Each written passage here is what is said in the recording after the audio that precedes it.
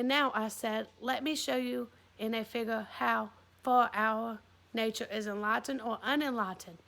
Behold, human beings living in an underground den, which has a mouth open towards the light and reaching all along the den.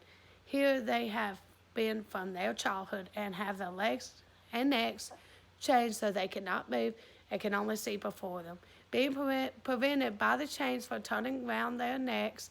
Above and behind them a fire is blazing at a distance, and between the fire and the prisoners there is a raised way, and you will see if you look a low wall built along the way, like the screen which marionette players have in front of them, over which they show the puppets.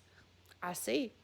And do you see, I said, men passing along the wall, carrying all sorts of vessels and statues and figures of animals which made of wood and stone and various materials, which appear over the wall. Some of them are talking, others silent. You have shown me a strange image, and they are strange prisoners, like ourselves, I replied, and they see only their own shadows or the shadows of one another with the fire which the fire throws on the opposite wall of the cave. True, he said. How could they see anything but the shadows if they never allowed to move their heads? And of the objects which are being carried in like manner, they would only see the shadows. Yes, he said. And if they were able to converse with one another, would they not suppose that they were naming what was actually before them? Very true. And suppose further that the prisoners had an echo which came from the other side.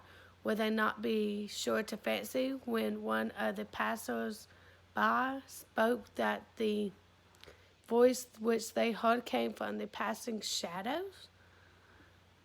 No question, he replied.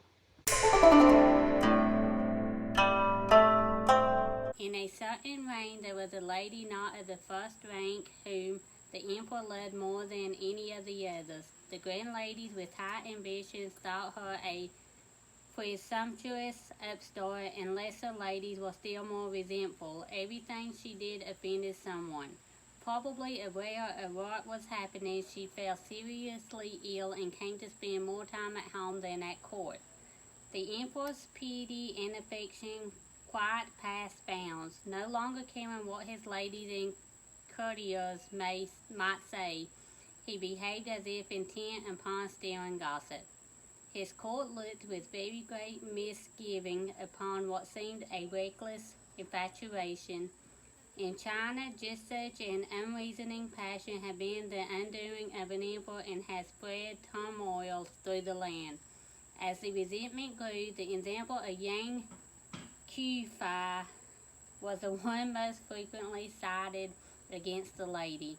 She survived despite her troubles with the help of unprecedented bounty of love. Her father, a grand counselor, was no longer living. Her mother, an old-fashioned lady of good lineage, was determined that matters be no different for her than for her ladies with her paternal support were making careers at court. The mother was attentive to the smallest detail of etiquette and deportment, yet there was a limit to what she could do. That said fact was the girl was without strong backing, and each time a new incident arose, she was next to defenseless. It may have been because of a bond in a former life that she bore the emperor a beautiful son, a jewel beyond compare.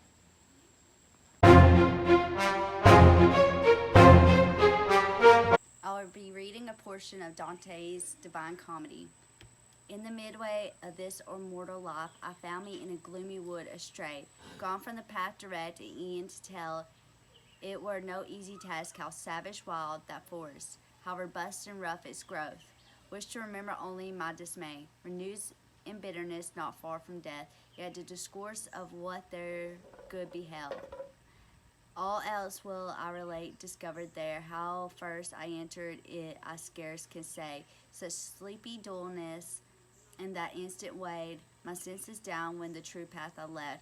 But when a mountain's foot I reached were closed, the valley that had pierced my heart with dread, I looked aloft and saw his shoulders broad, already vested with that planet's beam, who leads all wonders safe through every way. This was little respite to the fear that in my heart's recesses deep had lain. All that night so pitifully passed, and as a man with difficult short breath, forespent with toiling, escaped from sea to shore, turns to the perilous wide waste, it stands at a gaze, e'en so my spirit that yet failed, struggling with terror, turned to view the straits that none had passed, and lived my weary frame. After a short pause, recomforted again, I journeyed on over that lonely steep. The hinder foot still firmer, scarce to ascent, began when lo, a panther nibble light, and covered with a speckled skin appeared. Nor when it saw me vanish, rather strove to check my onward going, that oft times with purpose to retrace my steps I turned. The hour of his morning's pride, and on this way, aloft the sun ascended with stars, that with him rose when love divine first moved.